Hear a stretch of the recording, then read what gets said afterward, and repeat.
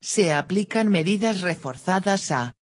Punto centrado los clientes de giro internacional de países de riesgo o que envíen o reciban fondos de o hacia los mismos, cuyo importe acumulado de sus operaciones en el mes natural sea superior a 1.500 €. Punto centrado los clientes de giro nacional e internacional remitentes o destinatarios que superen 3.000 €. Individuales o acumulados en un periodo de un trimestre natural. Punto centrado los clientes relacionados en peticiones de juzgados, policía, requerimiento del SEBLAC. Punto centrado los clientes que realicen operaciones que se consideren fuera de lo normal, inusuales o que presenten indicios de sospecha en relación con la PBC.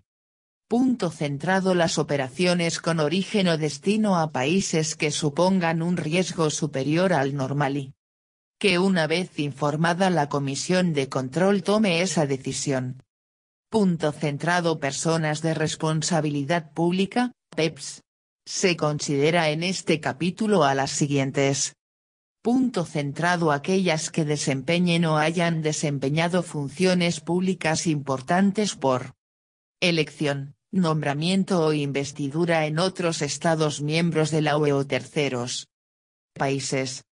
Punto centrado aquellas que desempeñen o hayan desempeñado funciones públicas importantes en el Estado español, tales como altos cargos, los parlamentarios nacionales y del Parlamento Europeo. Punto centrado aquellas que desempeñen o hayan desempeñado funciones públicas importantes en el ámbito autonómico español y en el ámbito local español, los alcaldes, concejales y demás altos cargos de los municipios capitales de provincia o capitales de comunidad autónoma, de las entidades locales de más de 50.000 habitantes, o cargos de alta dirección en organizaciones sindicales o empresariales o partidos políticos españoles. Se aplican estas medidas a las referidas personas, aunque hayan dejado sus funciones, durante 2 años. También se aplican a los familiares o allegados de las personas con responsabilidad pública. La admisión de las personas con responsabilidad pública como clientes debe ser autorizada directamente por el responsable de oficina/unidad de reparto, quien trasladará su decisión al área de prevención, que informará en las reuniones de la comisión para que tome razón de esta decisión. 19. 13.2.6 Abstención de realizar operaciones. En ningún caso se admitirán clientes que. Punto centrado rehúsen entregar la documentación que permita su identificación. Punto centrado presenten documentos de identificación que alberguen dudas sobre su legalidad. Punto centrado faciliten datos falsos o erróneos. Punto centrado pongan fin a la relación al ser requeridos para que faciliten información. Punto centrado a los que no sea posible aplicar alguna de las medidas de diligencia debida previstas. Punto centrado oculten al titular real para enviar una operación o dividan una transacción en 2 o más. Punto centrado realicen operaciones que presenten indicios de estar relacionadas con el blanqueo de capitales. Punto centrado personas jurídicas cuya estructura de propiedad o de control no haya podido determinarse. Cualquier operación que dé lugar a sospechas puede no ser aceptada por el empleado y dará lugar a la comunicación inmediata como operación sospechosa, cuando la abstención no sea posible o pueda dificultar la persecución de los beneficiarios de la operación, podrá llevarse a cabo efectuando la comunicación de la operación sospechosa al área de prevención de blanqueo de capitales. El área de prevención es la encargada de adoptar las decisiones finales sobre la abstención y de informar a los empleados sobre la forma de actuar en cada caso. La comunicación de las operaciones sospechosas al SEBLAC, efectuada por la Comisión Expondrá los motivos que justificaron la ejecución de la operación. Cuando en aplicación de la política interna o por imposibilidad de aplicar las medidas de diligencia debida, los fondos deban ser devueltos al cliente, el reintegro de los mismos se efectuará a través del mismo medio de pago utilizado inicialmente para su ingreso. Cuando el emisor o el receptor de un giro sea una persona incluida en alguna de las listas públicas relacionadas con el terrorismo o grupos afines, el sistema bloqueará la operación. Para ello el sistema informático consulta automáticamente el listado Consolidated List of Persons, Groups and Entities Subject to EU Financial Sanctions, elaborado por la Unión Europea. En ningún caso podrá revelarse al cliente ni a terceros las actuaciones que se puedan estar realizando en relación con las obligaciones derivadas de la ley. No se realizará ninguna operación sin la previa identificación ni cuando haya dudas sobre la validez de la documentación aportada, con especial atención a posibles falsificaciones. 20. 13.2.7 Operaciones sospechosas. Las operaciones que se relacionan a continuación se consideran sospechosas. Punto centrado. Operaciones no ejecutadas, fallidas, que no llegan a realizarse porque el cliente rehúsa terminarla cuando se le exige algún requisito esencial de identificación, se niega a cumplimentar la declaración de actividad económica, DAE, o a aportar la documentación acreditativa de su actividad. Punto centrado. Operaciones inusuales o fuera de lo normal. Punto centrado. Operaciones en las que se aprecie que el cliente fracciona la operación en varias para eludir el deber de identificación adicional. Punto centrado. Cuando existan indicios o certeza de que los clientes no actúan por cuenta propia, intentando ocultar la identidad del cliente real. Punto centrado. Operaciones en las que, conociendo la actividad del cliente, no exista una explicación razonable sobre el origen o destino de las operaciones realizadas. Punto centrado. Operaciones en las que el cliente no disponga o rehúse presentar la documentación justificativa de domicilio permanente o temporal en España. Punto centrado. Operaciones en las que el cliente trata de eludir las medidas de diligencia debida. Punto centrado. En general, operaciones que presentan indicios de blanqueo de capitales o conexión con actividad delictiva. Los empleados que detecten operaciones que presenten estos indicadores de riesgo deben abstenerse de ejecutarlas y comunicarlas al área de prevención, para que adopte una decisión sobre su comunicación por indicio al servicio ejecutivo de la Comisión para la detección automática de operaciones sospechosas. Correos dispone de una aplicación informática específica denominada Pedra, que cuenta con un sistema de filtros y alertas diseñados para detectar indicios de blanqueo de capitales y financiación del terrorismo. La gestión y utilización de esta herramienta corresponde al área de prevención. Cuando se aprecien indicios de la existencia de alguna operación sospechosa o no ejecutada por la negativa del cliente, el responsable de la oficina/unidad de reparto o el empleado que tuviera conocimiento de ella lo comunicará al área de prevención, mediante el formulario establecido en Conecta Información y Gestión Normativa Prevención de Blanqueo Formulario. En el plazo de 10 días desde la recepción de la comunicación, el área de prevención acusará recibo de la misma. El área de prevención dispondrá de un plazo de 3 meses desde el acuse de recibo para notificar a la persona que atendió al cliente el estado de la comunicación y dispondrá de un plazo máximo de 6 meses para finalizar el análisis y adoptar las medidas adecuadas.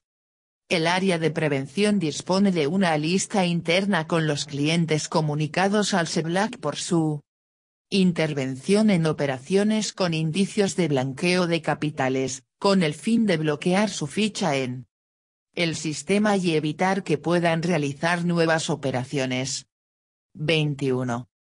Con la información recogida, el área de prevención realizará un análisis, que dará lugar a una decisión en alguno de los siguientes sentidos.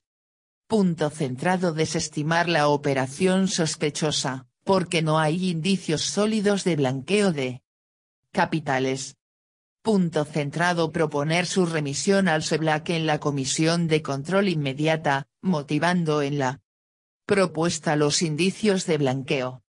Punto centrado: marcar al cliente en seguimiento a fin de continuar reuniendo información, por un periodo no superior a 6 meses. El área de prevención elevará a la comisión las operaciones analizadas que haya considerado sospechosas con el fundamento de tal análisis y la documentación de cada operación. La comisión analizará cada operación recibida y decidirá por mayoría de votos si procede su remisión al SEBLAC. El representante comunicará inmediatamente al SEBLAC las operaciones que la comisión encuentre sospechosas, incluso las meras tentativas. Las comunicaciones se efectuarán mediante el formulario F-19-1. El contenido mínimo de estas comunicaciones incluirá lo siguiente.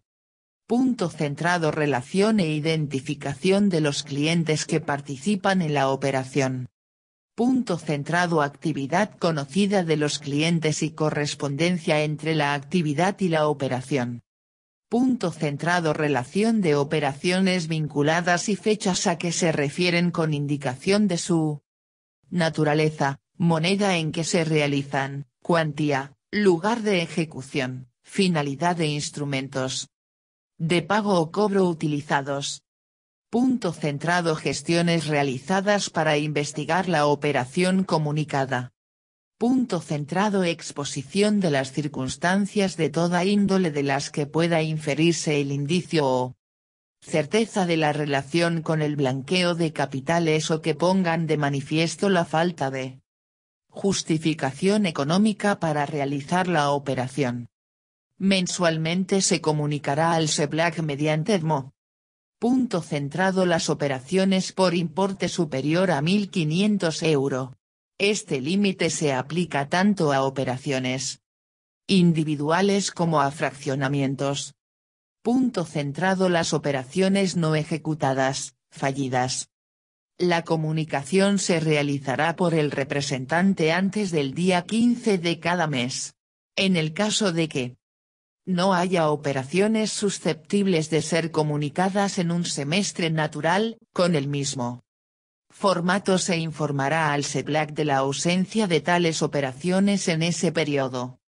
Todas las comunicaciones o los análisis de operaciones sospechosas que se realicen tendrán carácter confidencial, así como la identidad de los empleados que las hayan efectuado.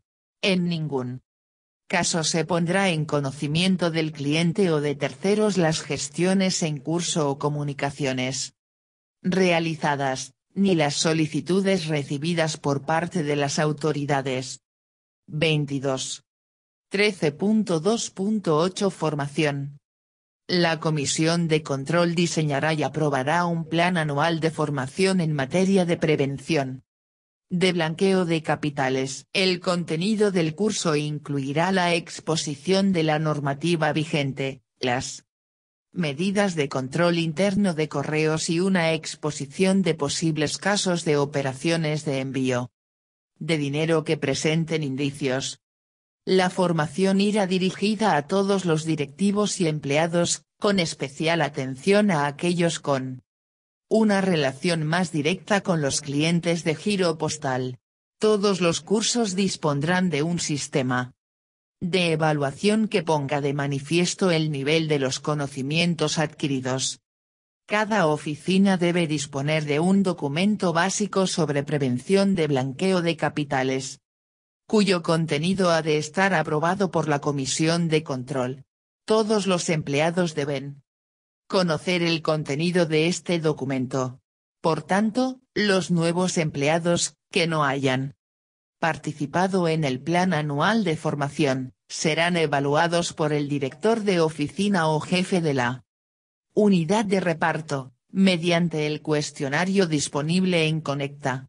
Si las respuestas garantizan el conocimiento del empleado, el director o jefe firmará el cuestionario y lo archivará en la oficina. Si las respuestas no garantizan el conocimiento básico en PVC, será causa de incompatibilidad. Respecto a las funciones de admisión o pago de giros. 13.2.9 Código de conducta. Todos los empleados de correos se encuentran sometidos al Código General de Conducta aprobado por el Consejo de Administración de la Sociedad Estatal que entró en vigor el 1 de enero de 2005. 13.2.10 Auditoría y actualizaciones. La Comisión de Control determinará anualmente la forma en que se ha de auditar el sistema de prevención. Se elegirá a un experto externo que reúna las condiciones académicas y de experiencia profesional. Los resultados del examen de las medidas de control interno se consignarán en un informe escrito. Este informe se elevará en el plazo máximo de 3 meses desde la fecha de emisión al Consejo de Administración. El informe del experto externo estará a disposición de la Comisión de Prevención durante los 5 años siguientes a la fecha de emisión. Cabe añadir que la Dirección de Auditoría e Inspección anualmente realizará auditorías de los órganos y medidas de control interno definidas por correos. Estas auditorías incluirán una opinión sobre el grado de ajuste de los procedimientos a la normativa vigente y a las recomendaciones emitidas por el Servicio Ejecutivo de la Comisión y el experto externo. Las actualizaciones del manual de PVC serán aprobadas por la Comisión de Control. No precisarán la aprobación de la Comisión las actualizaciones de la lista de paraísos fiscales. Tampoco precisarán de esta aprobación las posibles modificaciones en el formulario DAE. En ambos casos se dará conocimiento a la Comisión de Control en la reunión siguiente a la fecha en la que se hubiese publicado la modificación. La Dirección de Operaciones y la Dirección Adjunta de Operaciones serán las encargadas de llevar a cabo la adecuación de los procesos operativos en materia de PVC, que reflejarán de forma fiel lo establecido en el Manual de Prevención del Blanqueo de Capitales, así como lo establecido en las instrucciones sobre la materia que Western Union imponga a Correos, en su condición de agente. Dichos procesos podrán ser consultados por los empleados en la intranet, Conecta. 23. 13.3 La prevención de riesgos laborales. La prevención de riesgos laborales comienza a implantarse de una manera sistemática en todas las empresas españolas a partir del año 1995, cuando se publica la Ley de Prevención de Riesgos Laborales, Ley 31/1995, de 12 de diciembre, que fija las garantías y responsabilidades dentro de la empresa para establecer un adecuado nivel de protección de la salud frente a los riesgos derivados de las condiciones de trabajo. Para ello, la empresa debe integrar en su gestión las medidas preventivas, de acuerdo con los siguientes principios. Punto centrado: evitar los riesgos.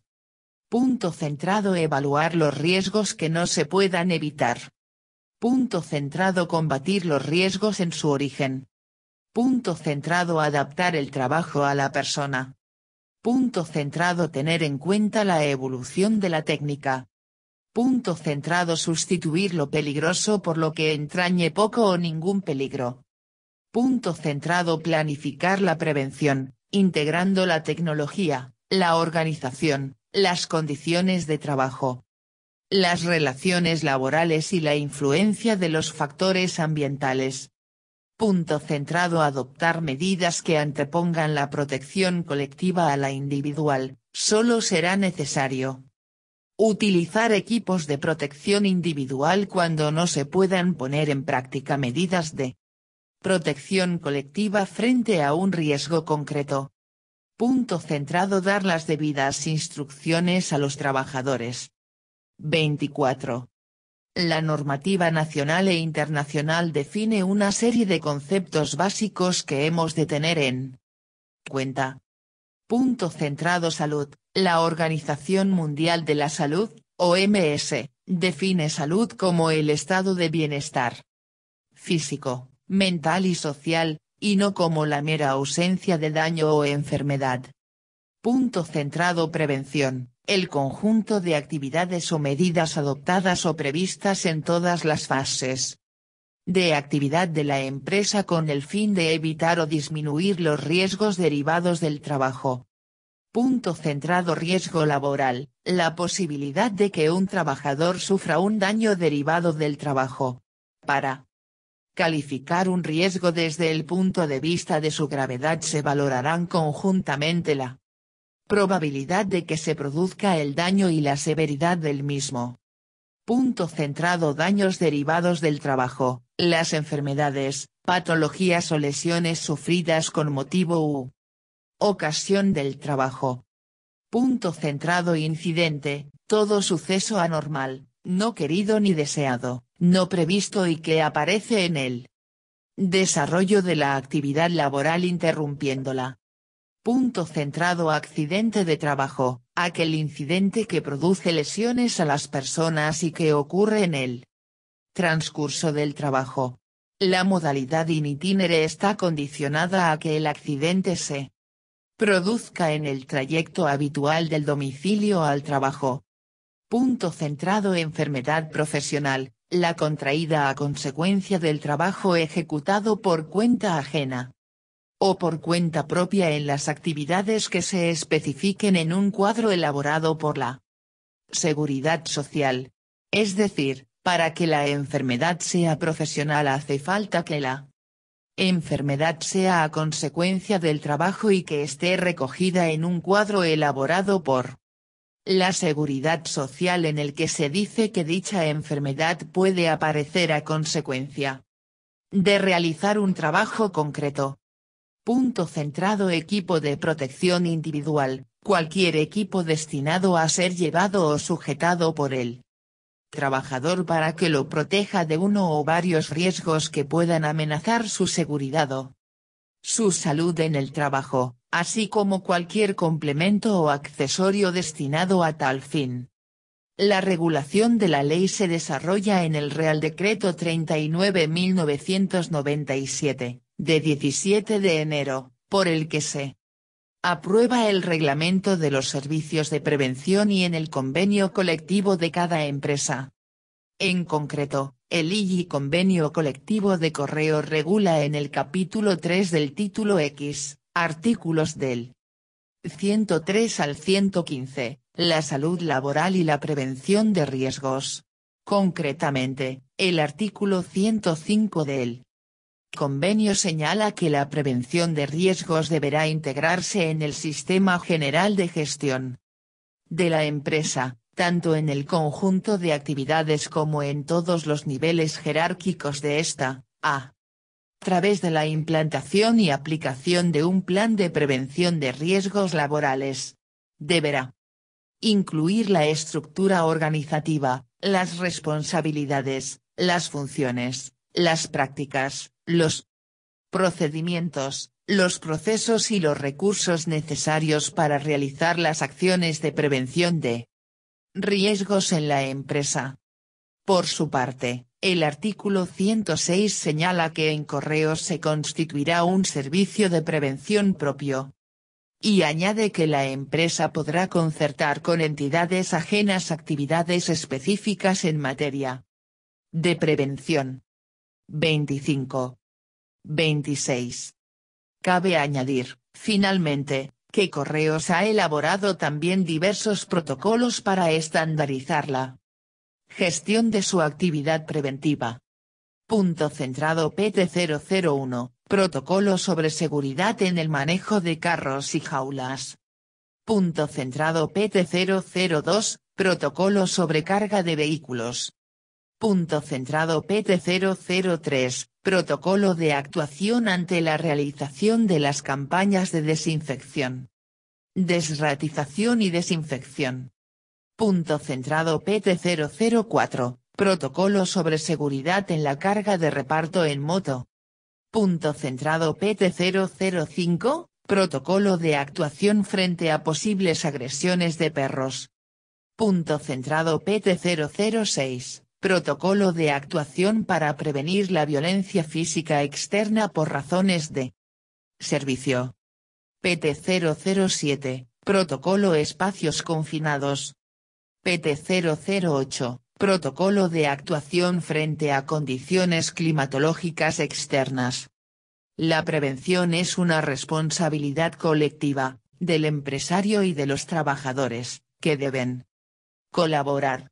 Los trabajadores tienen derecho a ser informados de los riesgos generales de la empresa y de los específicos de sus puestos de trabajo, recibir formación teórica y práctica suficiente y adecuada, poner en conocimiento de la empresa posibles peligros potenciales, vigilar periódicamente su estado de salud, dotación de los medios de protección personal cuando sea preciso, EPIs, y elegir a los delegados de prevención. A través de ellos, los trabajadores deben ser consultados y pueden participar en cuestiones de seguridad y salud laboral, y pueden interrumpir la actividad laboral en caso de riesgo grave e inminente. Los trabajadores tienen también obligaciones en materia de prevención de riesgos, velar por su propia seguridad y salud en el trabajo y por la de otras personas que puedan verse afectadas, poner en práctica lo aprendido en materia de formación sobre salud laboral, no modificar ni anular los dispositivos de seguridad de los equipos de trabajo, informar a los superiores sobre cualquier situación que entrañe riesgo para la salud, cooperar con la empresa para que las condiciones de trabajo sean seguras, seguir las instrucciones del fabricante y utilizar adecuadamente los equipos de trabajo, usar correctamente los equipos de protección proporcionados por la empresa. El incumplimiento de las obligaciones del trabajador en materia de prevención puede tener repercusiones penales, civiles, administrativas o disciplinarias.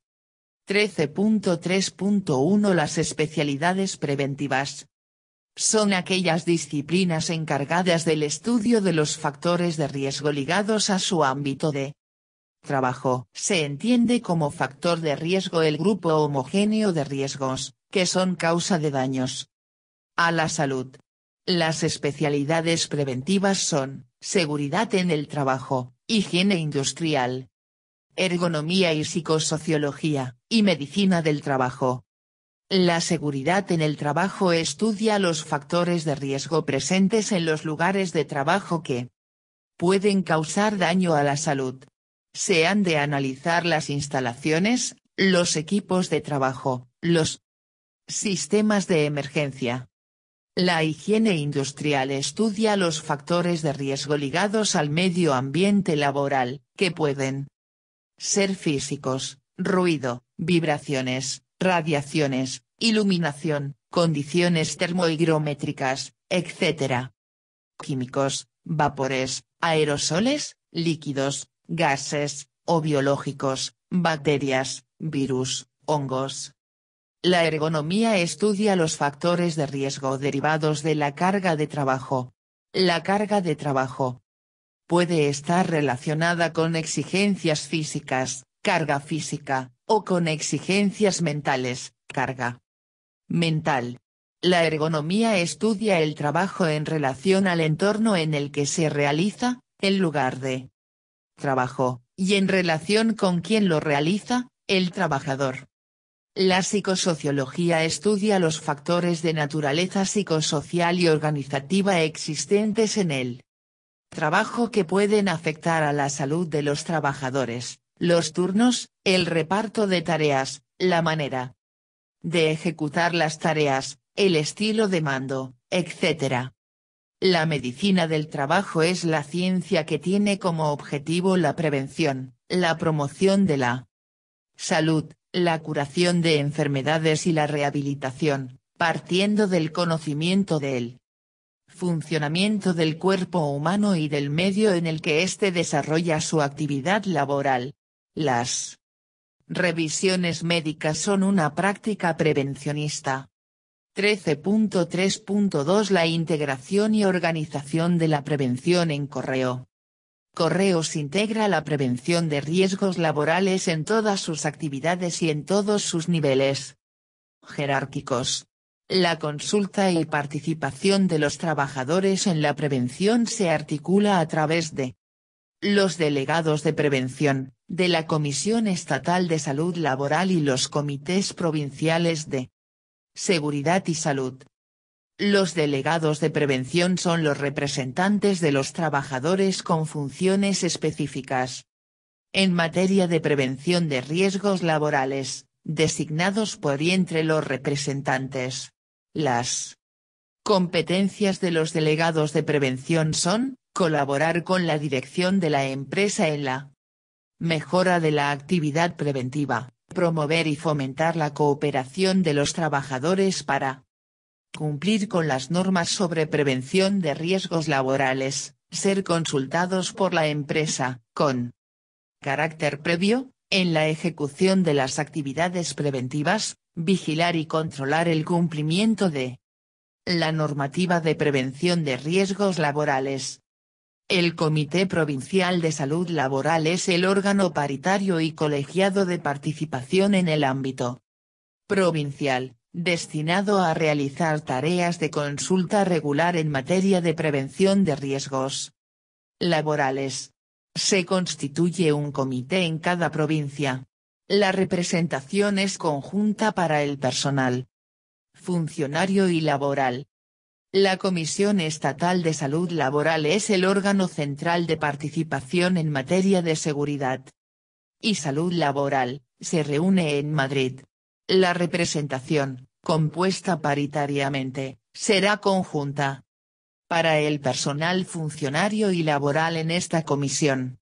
La Comisión Estatal de Salud conocerá las decisiones que hayan sido tomadas por los comités provinciales de seguridad y salud, cuando la comisión sea competente por razón de materia o de territorio.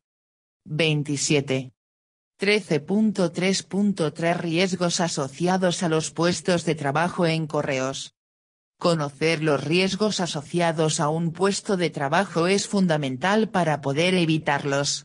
Los riesgos existentes en correos se pueden agrupar en tres grandes bloques que se relacionan entre sí: riesgos asociados a puestos de trabajo con pantallas de visualización de datos, riesgos asociados a puestos de trabajo que requieren manipulación de cargas y riesgos asociados a puestos de trabajo de reparto a pie y motorizado. Actualmente hay regulados en correos los siguientes procedimientos en el Plan de Prevención. Punto centrado PR 0001, para la elaboración del Programa Anual de Actividad Preventiva. Punto centrado PR 0002, para la evaluación de riesgos. Punto centrado PR 0003, para la planificación de la actividad preventiva. Punto centrado PR 0004, para la investigación de accidentes. Punto centrado PR 0005, sobre información, consulta y participación. Punto centrado PR 0006, para la vigilancia de la salud. Punto centrado PR 0007, para el establecimiento de objetivos anuales. Punto centrado PR 0008, sobre controles e indicadores. Punto centrado PR 0009, para la elaboración de la memoria anual del SPP. Punto centrado PR0010, procedimiento de compras. Punto centrado PR0011, sobre formación, información y competencia. Punto centrado PR0012, para la gestión de las condiciones de trabajo. Punto centrado PR0013, para la gestión de EPIs. Punto centrado PR0014, plan de emergencia. Punto centrado PR0015, sobre coordinación de actividades empresariales. Punto centrado PR0016, para trabajadores especialmente sensibles. Punto centrado PR0017, para trabajadoras en situación de embarazo, lactancia o parto reciente. Punto centrado PR0018, para la valoración de la efectividad de la integración. Punto centrado PR0019, para la revisión del plan de prevención. Punto centrado PR0020, sobre riesgos graves e inminentes. Punto centrado PR0021, sobre inspecciones de seguridad. 28. 13.3.3.1 Riesgos asociados al puesto con pantallas de visualización de datos. Actualmente, muchos puestos de trabajo de correos utilizan pantallas de visualización de datos. PVD. Una pantalla de visualización es cualquier pantalla alfanumérica o gráfica, que suele estar conectada a un ordenador y unida a un teclado. También se entienden como parte del puesto de trabajo la mesa, la silla y otros accesorios, atril o portadocumentos, reposapiés, etc. El Real Decreto 488/1997, de 14 de abril, sobre disposiciones mínimas de seguridad y salud relativas al trabajo con equipos que incluyen pantallas de visualización de datos regula esta materia. La pantalla de estos puestos puede ser alfanumérica o gráfica. El puesto de trabajo puede tener distintos componentes, pero siempre tendrá una pantalla de visualización de datos. Este decreto no se aplica a puestos de conducción de vehículos o máquinas, sistemas informáticos embarcados en un equipo de transporte, sistemas informáticos destinados a ser utilizados por el público, sistemas portátiles siempre que no se utilicen de manera continuada en el puesto de trabajo. Calculadoras, cajas registradoras y todos aquellos aparatos que tengan una pequeña pantalla de visualización de datos, máquinas de escribir de diseño clásico. Trabajador con PVD es cualquier trabajador que habitualmente utilice una pantalla durante 4 horas diarias o 20 horas a la semana. También pueden ser considerados trabajadores con PVD aquellos trabajadores que trabajen con pantallas más de 2 horas al día o de 10 horas a la semana si además cumplen 5 de los siguientes requisitos. Dependen del equipo de PVD para realizar su trabajo, no pueden decidir voluntariamente si utilizan el equipo con PVD, necesitan una formación y experiencia específica en la utilización del equipo con PVD, utilizan habitualmente equipos con PVD durante 1 hora o más, utilizan equipos con pantallas diariamente o casi diariamente, utilizan el equipo para obtener información rápida como requisito importante en el trabajo, el nivel de atención exigido por la tarea es alto. Los principales problemas asociados al uso de PVD son, fatiga visual, trastornos musculoesqueléticos y fatiga mental. Estos problemas pueden evitarse mediante un buen diseño del puesto de trabajo, una correcta organización del trabajo y unas información y formación adecuadas a los trabajadores. La fatiga visual puede ser causada por una escasa definición de la imagen, unida a la existencia de reflejos y parpadeos en la pantalla o por una iluminación mal acondicionada. Los síntomas que pueden aparecer son molestias oculares, trastornos visuales y molestias en la nuca y en la columna vertebral. Los trastornos musculoesqueléticos son causados por mantener posturas inadecuadas ante la pantalla, por mantener posturas estáticas prolongadas ante la pantalla o por realizar movimientos repetitivos sin realizar cambios de posición en manos y muñecas. Los síntomas que pueden aparecer son dolores cervicales, dolores en la espalda y lumbalgias. La fatiga mental puede ser debida a dificultades para manejar con soltura la aplicación informática o a condiciones ambientales inadecuadas. Los síntomas que aparecen en estos casos son trastornos neurovegetativos y alteraciones psicosomáticas, perturbaciones psíquicas, ansiedad, irritabilidad. 29. Para prevenir estos riesgos es muy importante un buen diseño del puesto de trabajo. Es muy importante tener todo el espacio libre posible debajo de la mesa, por lo que son más aptas las mesas con cajons móviles que las mesas con cajons fijos. La silla de trabajo debe ser ajustable, entre 38 y 48 centímetros. La regulación de la altura de la silla nos debe permitir un ángulo en la articulación del codo entre 70 y 1/115. El respaldo debe permitir el correcto apoyo de la espalda. La silla debe tener 5 puntos de apoyo y, preferiblemente, debe tener ruedas. La mesa de trabajo debe ser suficientemente amplia. El espacio libre debajo del tablero será de 70 centímetros de ancho y de 65 centímetros de altura. No son necesarias las mesas de altura regulable. La superficie de la mesa será poco reflectante. Los bordes de la mesa deben ser suaves. El atril debe estar situado lo más cerca posible a la pantalla. Ha de ser ajustable en altura, inclinación y distancia. El reposapiés será necesario si, después de regulada la altura de la silla, los pies del empleado no tocan en el suelo. La pantalla debe ser de buena calidad y apropiada al tipo de trabajo. Debe estar colocada a una distancia entre 55 y 90 centímetros del trabajador. El teclado debe ser inclinable e independiente de la pantalla. Su superficie debe ser mate y no debe tener esquinas agudas.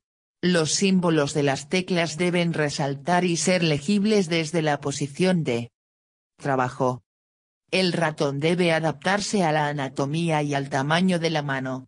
Su deslizamiento por la superficie debe ser fácil y debe estar situado tan cerca del teclado como sea posible. También son importantes las condiciones ambientales de los puestos de trabajo, iluminación, ambiente térmico y ruido.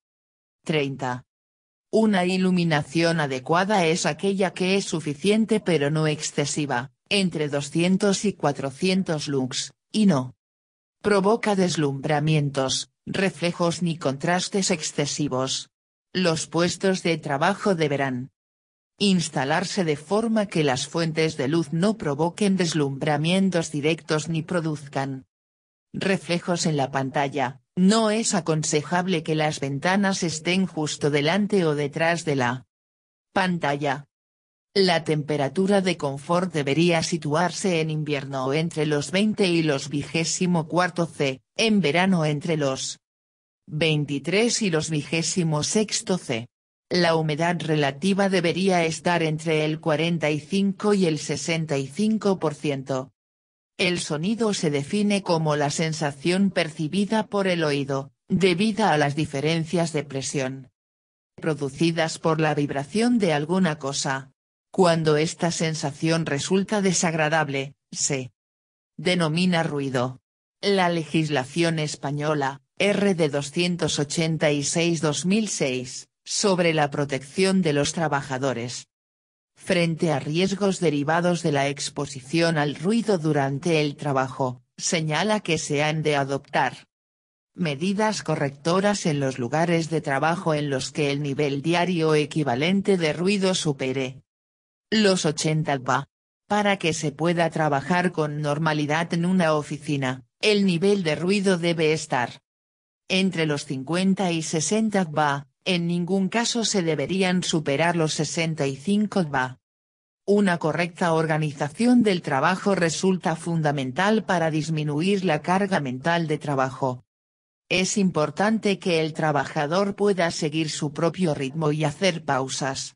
Es importante también que en el desempeño de las tareas se reduzca la repetitividad, que las tareas sean variadas y que el trabajador tenga la oportunidad de desarrollar sus habilidades. Es importante, finalmente, que el trabajador pueda hacer pausas antes de que sobrevenga la fatiga y debemos tener en cuenta que son más eficaces las pausas cortas y frecuentes que las pausas largas y escasas.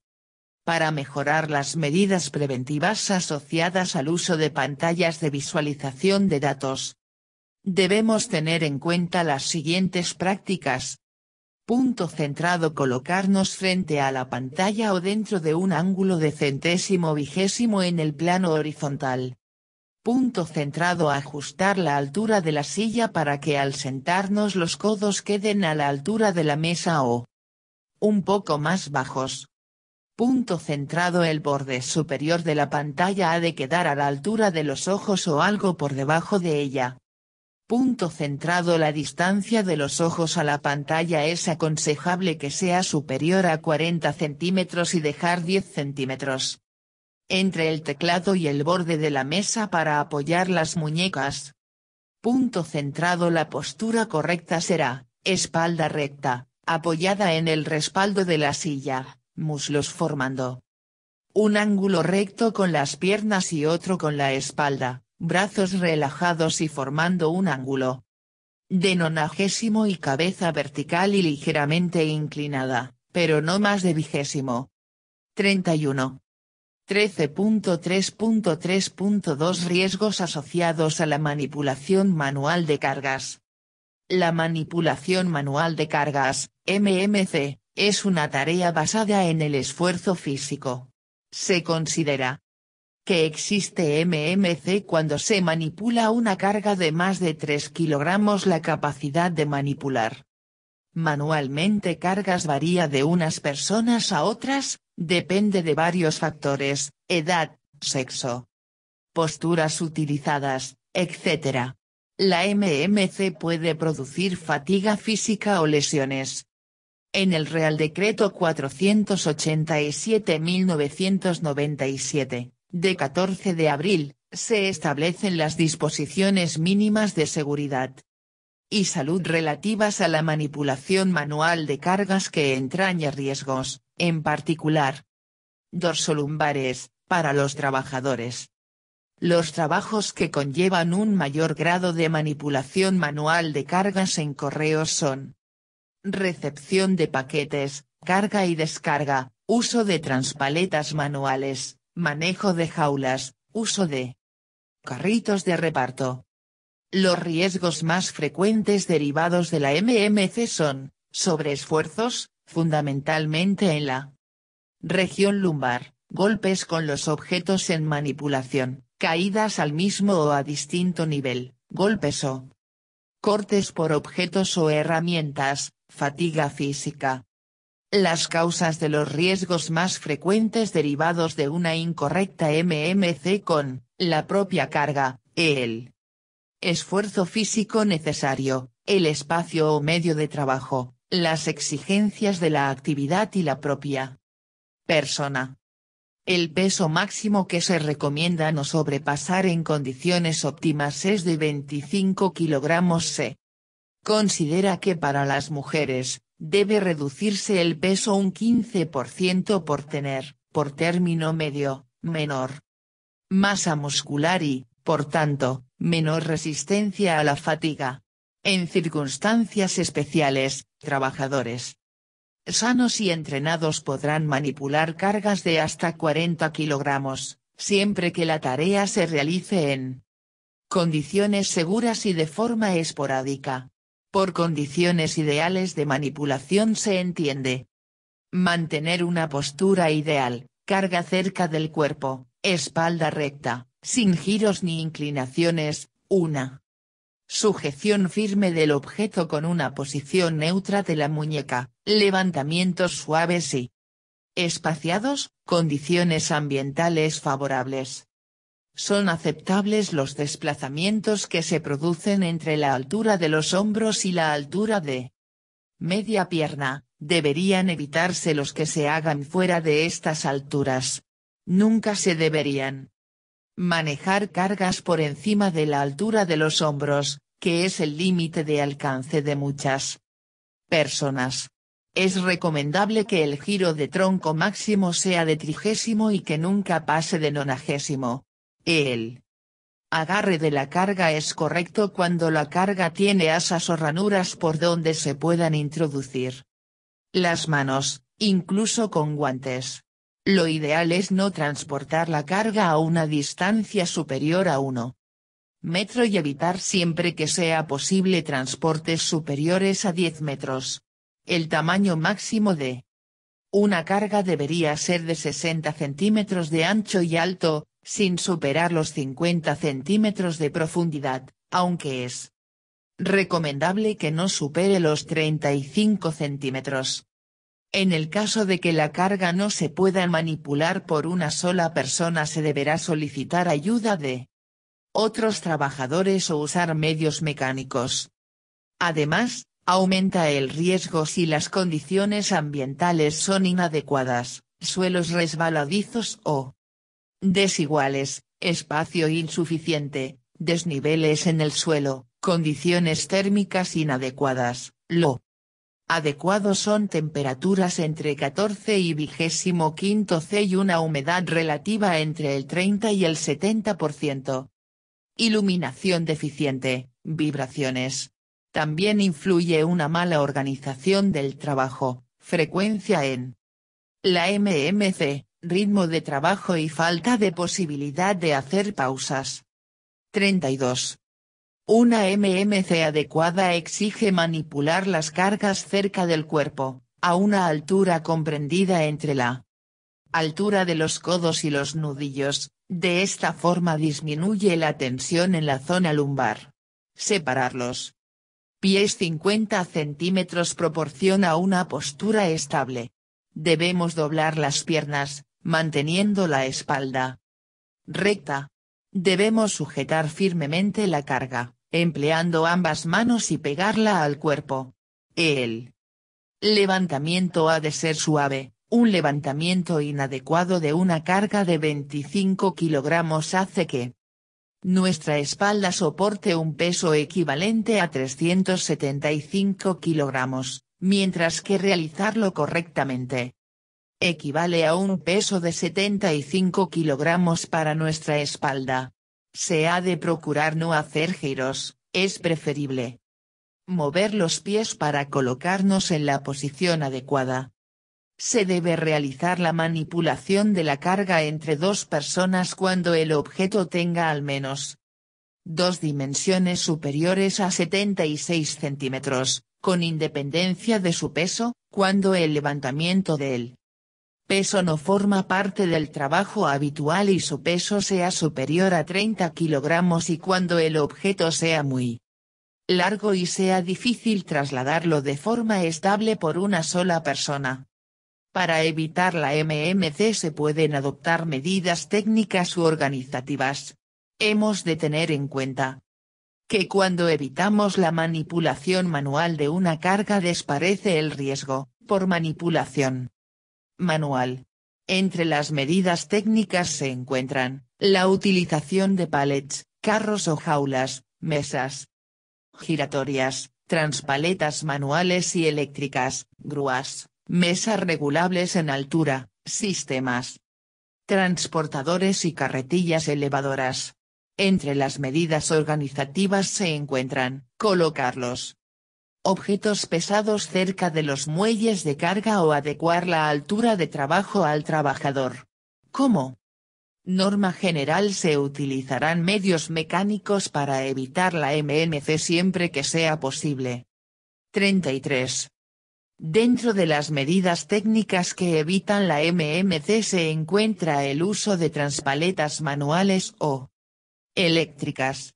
La transpaleta manual es una carretilla de pequeño recorrido de elevación, trasladable a brazo, equipada por una horquilla formada por dos brazos paralelos horizontales, unidos a un cabezal vertical provisto de ruedas entre puntos de apoyo sobre el suelo, que puede levantar y transportar pallets, carros portabandejas y jaulas. La transpaleta eléctrica es un equipo de tracción eléctrica, de corto recorrido de elevación, equipada con una horquilla de dos brazos portantes que puede elevarse mediante un mecanismo electrohidráulico, apta para el transporte horizontal de mercancías paletizadas. La transpaleta eléctrica es más adecuada cuando las distancias a recorrer son más largas. Hemos de tener en cuenta que no se utilizarán las transpaletas cuando se detecte alguna anomalía en ellas y que las operaciones de mantenimiento o reparación solo podrán ser realizadas por personal especializado. No se utilizarán las transpaletas manuales cargadas en pendientes superiores al 5%, para transportar cargas superiores a 1500 kilogramos se recomienda utilizar transpaletas eléctricas. La transpaleta manual es una carretilla de uso generalizado en la manutención y traslado horizontal de cargas sobre pallets. El uso de estos equipos no está libre de riesgos. Los principales son sobreesfuerzos, atrapamientos y golpes en las extremidades inferiores y superiores, caídas al mismo nivel, choques y caídas a distinto nivel. Para evitar estos riesgos se recomienda. Punto centrado: las vías de transporte han de ser uniformes y antideslizantes. Punto centrado: las zonas de circulación han de estar delimitadas y señalizadas. Punto centrado: entre las paletas almacenadas se debe dejar un espacio de 20 centímetros como mínimo. Punto centrado: se debe mantener el orden y la limpieza en el lugar de trabajo, para evitar el deslizamiento de la transpaleta o de quien la maneja.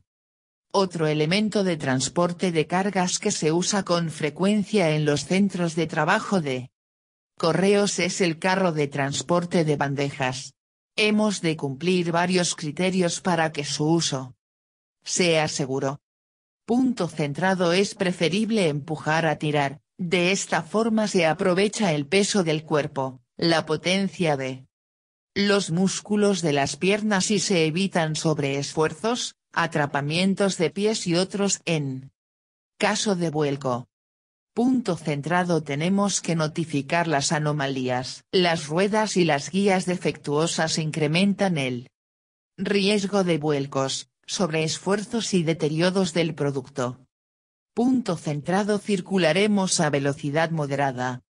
Punto centrado: todas las eslingas de la parte anterior y posterior deben ir cerradas, para impedir que caigan las bandejas.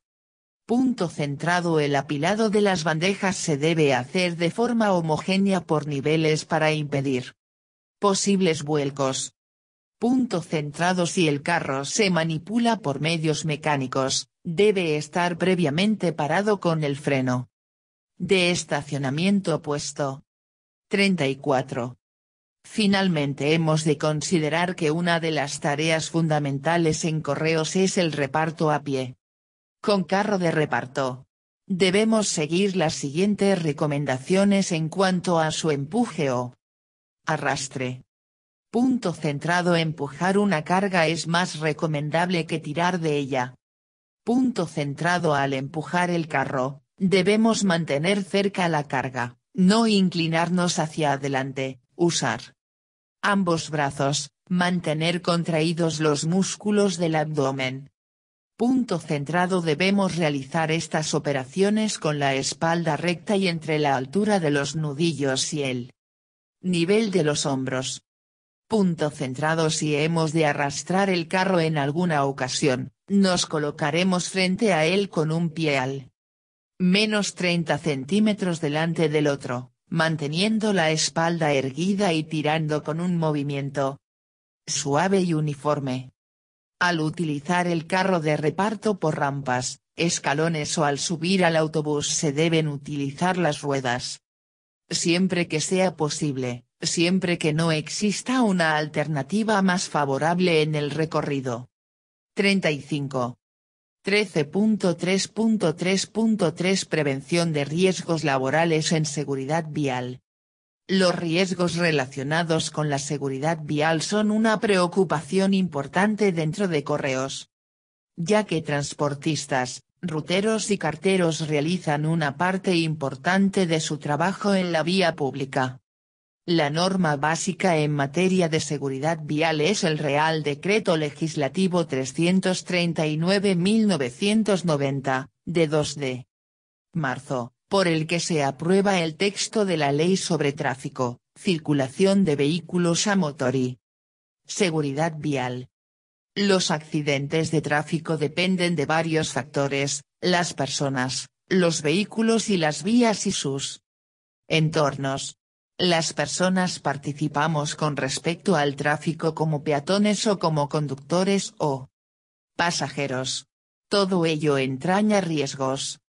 En el ámbito de la seguridad vial hemos de conocer dos conceptos básicos: seguridad activa, la que dificulta que se produzcan accidentes, y seguridad pasiva, la que, en caso de que se produzca el accidente, minimiza los daños.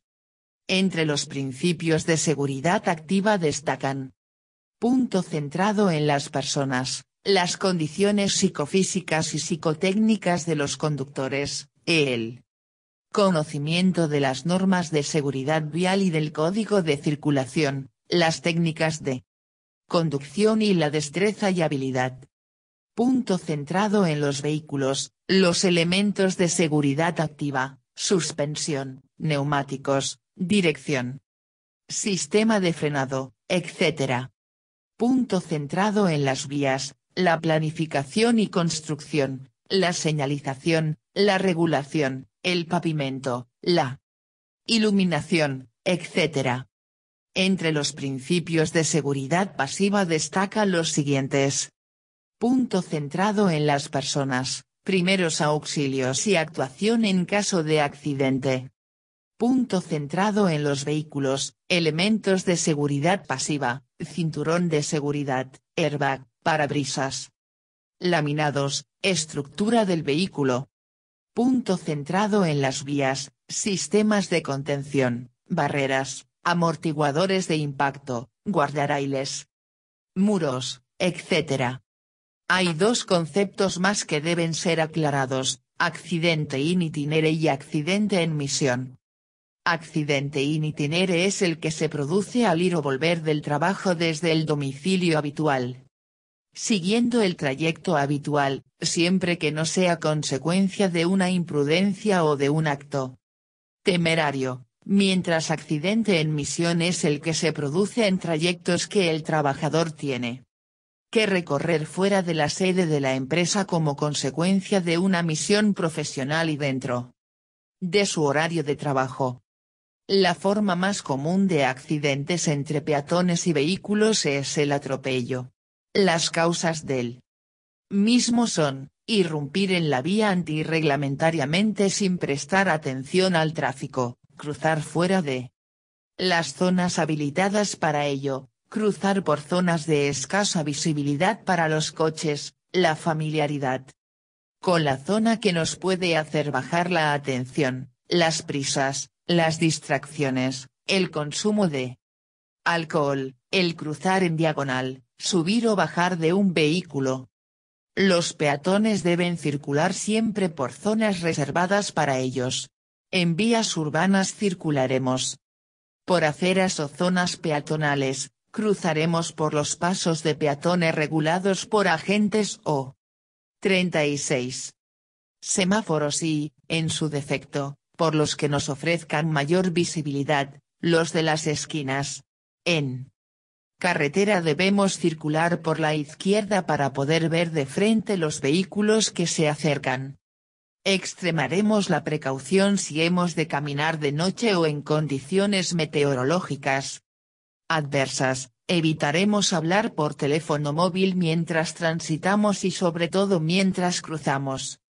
Por otra parte, el uso de vehículos en el trabajo, motocicletas, coches, furgonetas, camiones, conlleva una serie de riesgos que debemos minimizar. Las causas de los accidentes se pueden agrupar en 3 categorías. Punto centrado: comportamiento incorrecto, velocidad excesiva, no circular por el carril debido, no mantener la distancia de seguridad, no respetar las señales de tráfico, adelantar antirreglamentariamente, y girar incorrectamente, etc.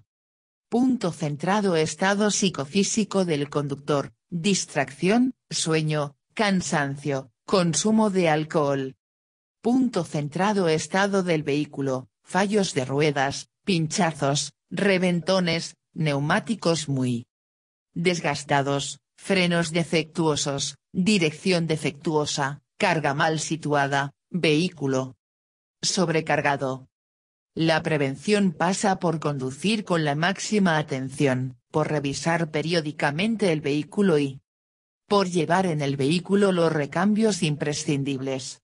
Revisaremos diariamente los posibles pilotos o luces rotos o fundidos, la presión de los neumáticos. Una diferencia de presión del menos 10% puede provocar una pérdida de control en una frenada de emergencia, manchas en el pavimento que nos indiquen pérdidas de líquidos, comprobación visual de todos los testigos e indicadores. Comprobaremos periódicamente, neumáticos, nivel de líquidos, frenos, luces, limpia parabrisas, etc. Los recambios que se deben llevar en el vehículo son: rueda de repuesto a la presión necesaria y herramientas para su colocación, juego de luces, triángulo de averías y chalecos reflectantes. Durante la circulación, en materia de distancias, debemos respetar la regla de los 2 segundos. Mientras circulemos a 2 segundos de distancia del vehículo anterior tendremos tiempo de frenar.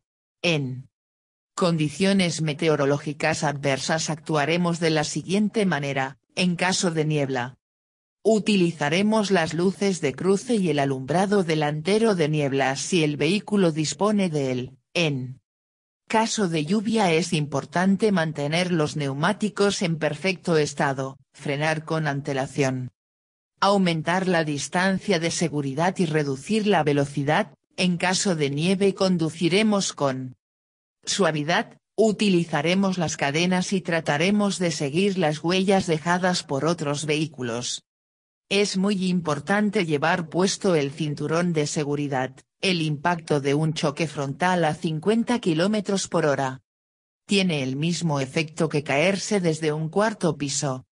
En ciclomotores y motocicletas utilizaremos siempre el casco reglamentario colocado correctamente.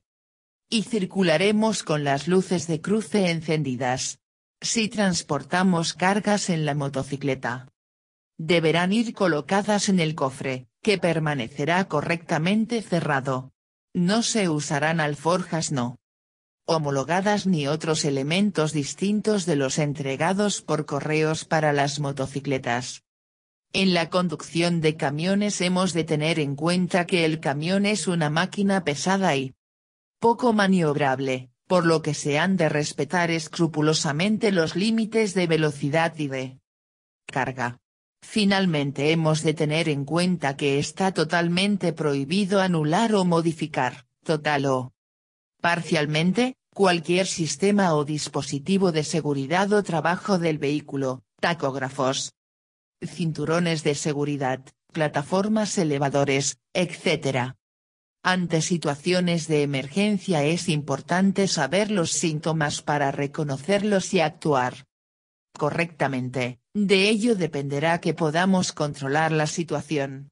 Entendemos por situaciones de emergencia, un reventón, rotura de la dirección, fallo de los frenos, rotura del parabrisas y el encuentro de un obstáculo en la carretera.